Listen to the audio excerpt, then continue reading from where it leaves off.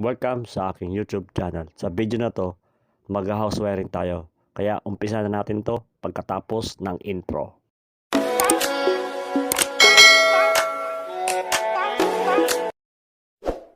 Yan. Yan po yung mga materials na gagamitin natin. Isang buong bahay po to. Yan. Naglagay na rin po ako ng mga abang. Yan. Isa pong switch dyan. Switch isa. Tapos, mayroon din po tayo dito sa bandang kwarto. So, bedroom ba itong bahay na to. Yan. May abang na tayo dyan.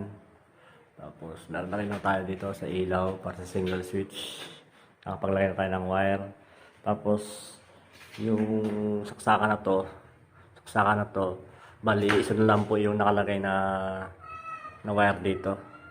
Isang abang na lang. Kasi back to back po yan eh. Para di naman magastos. Back to back po yan. Ito po yung card. Ito po yung kanya. Kalahati. Yan. Bali ito po yung nasa kabilang kwarto. Tapos back to back po yan. Back to back. Back to back. Yan. Ito rin po yung mga abang natin yan. Sa ilaw.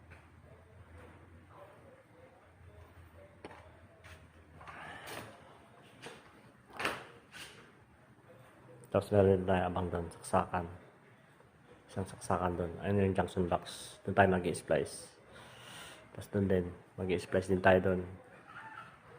Yeah. Tuloy natin. Let's go! Update lang po tayo sa ating winairingan na bahay. Yan po. Bali, nailagay na po natin yung mga outlet. Yan, outlet. Lagyan naman natin. Tapos, yan. Tapos, yan po yung ating nagagawa ngayon. Update lang po tayo. Yan. Yan.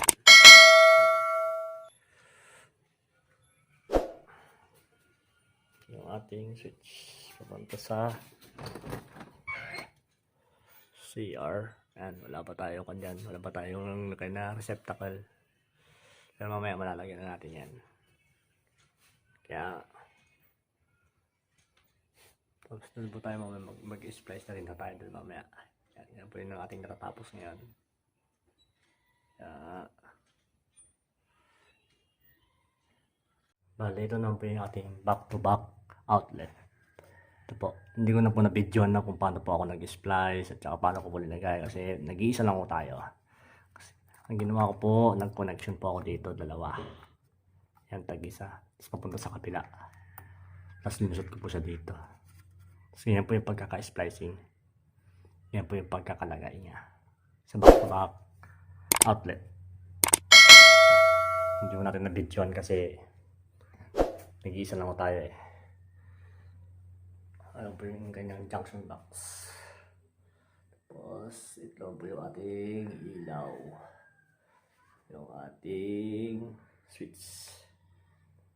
Yeah, tuloy ulit natin. Let's go! Kaya yan po yung nagagawa natin ngayon sa ngayon. Wala pa po siyang breaker. Pero sa susunod na gawa natin, lalagyan na natin yan. Pati yung ating service entrance, yung gawin na po natin. A few moments later.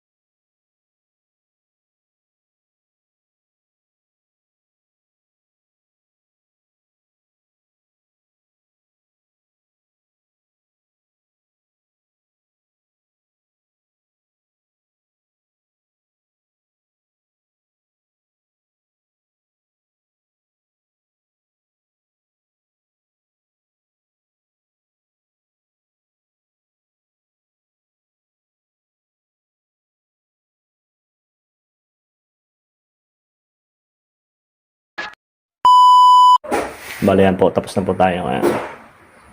Liligpit na lang po tayo ng gamit. Nagyan na po tayo yung ating mga outlet. Ayan. Tapos na. Ayan. Meron po tayo dyan. Tapos na po tayo. Tapos na po. Yan. Tapos dun po yung ating yung ginawa kaninang service entrance. Palabas. Yan. Tapos na. Yan.